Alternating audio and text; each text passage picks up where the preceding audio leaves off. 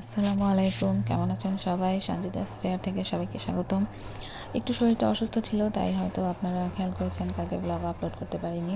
ঠান্ডা লেগে গেছে, ঠান্ডা, কাশি, আর আমার সাইনাসের প্রবলেম অনেক বেশি। সাইনাস একটু বেড়ে গেলেই মাইগ্রেনও শুরু হয়ে যায়, তো একটার সাথে আরেকটা আর কি জড়িত। যাই হোক, সবাই ভালো আছেন আশা করি। সেদিন মাছ বাজার শেয়ার করেছিলাম, তখন বলেছিলাম যে ইলিশ মাছ আর শোল মাছের সাথে একটা নতুন ধরনের মাছ এনেছিল হাজব্যান্ড। মাছটার ঠিক নাম বলতে পারছি না, কিন্তু দোকানদারকে জিজ্ঞেস করে কোনো উত্তর পাওয়া যায়নি। দোকানদাররা বলেছে যে এটাকে সবাই ইলিশ মাছই বলে, মানে ইলিশ মাছের মতনই নাকি স্বাদ এবং গন্ধ, তাই। যাই হোক, সেদিন আর ওটা কোটাকাটি করে নিয়ে শুধু পেট পরিষ্কার করে রেখে দিয়েছিলাম। বলেছিলাম যেদিন রান্না করবো সেদিন অবশ্যই আপনাদের সাথে মাছের ছবিটা শেয়ার করব। তো আজকে শেয়ার করলাম। আপনারা বলবেন যে এই মাছটাকে আপনাদের এলাকায় কী মাছ বলা হয়।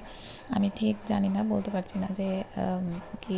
এমনি রান্না করার পরে দেখলাম যে খেতে, স্বাদে, ঘ্রাণে সব কিছুতে ইলিশ মাছের মতোই এবং খুবই টেস্টি। এই তো রান্নার আজকে ফুল রেসিপির ভিডিও করা হয়নি, জাস্ট ক্লিপ আপনাদের সাথে শেয়ার করলাম মাছের ব্যাপারটা জানার জন্য।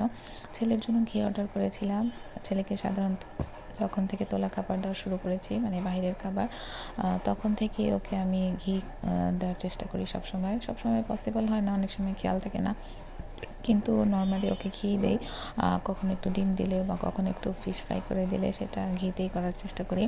তো এই পেজ থেকেই আগেরবারও ঘি নিয়েছিলাম। আপনারা ডিটেলস জানতে চাইলে যে কমেন্ট করবেন, আমি পেজের লিঙ্কটা আপনাদেরকে দিয়ে দিব। ওদের ঘিটা খুবই ভালো। আর ঘিয়ের সাথে এবার সরিষার তেল নিয়েছিলাম। সরিষার তেল সাধারণত আমার রাঁধুনিটাই সবসময় খাওয়া হয়, কিন্তু এবার ভাবলাম ওদের থেকে ঘি নিয়ে যেহেতু স্যাটিসফাইড, সো অন্য একটা জিনিসও নিয়ে দেখা যেতে পারে। একটা জিনিস কখনো ট্রাই না করলে কখনোই তার ভালো বা মন্দ কিছু বোঝা যায় না।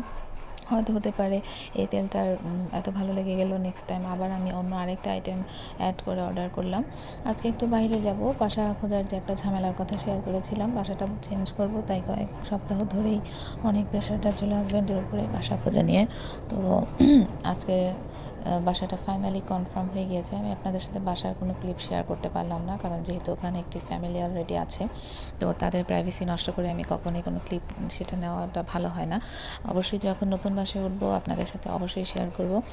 এই তো আসার সময় আমরা কিছুটা স্ট্রিট ফুড ট্রাই করলাম। বাচ্চা তো কিছুই খায় না, আমি আর আমার হাজব্যান্ডই ট্রাই করলাম। খাবারের ওখানে এতটাই অন্ধকার ছিল যে ভিডিওতে সেরকম কিছুই বোঝা যাচ্ছিল না, তাই খাবারের ছবিটা নিয়েছিলাম আমি। বাসায় এসে যথারীতি ডিনার করলাম। রান্না তো দুপুরেই করে রেখে গিয়েছিলাম। আমার আবার একটু রিচ ফুড খেলে, কোক না খেলে চলে না, তাই একটু কোক নেওয়া আর কি। সিরিয়াল দেখতে দেখতে, বেশিরভাগ সময় আপনারা আমার টিভি ক্লিপটা দেখলে সেখানে সিরিয়ালই দেখবেন। আপনারা কে কে সিরিয়াল পছন্দ করেন এবং কে কোন সিরিয়াল দেখেন আমাকে জানাবেন, আমি চেষ্টা করব ফলো করতে। যদি ভালো লাগে তাহলে থ্যাংক ইউ, আর না ভালো লাগলে সরি। সবাই ভালো থাকবেন, সুস্থ থাকবেন। আসসালামু আলাইকুম।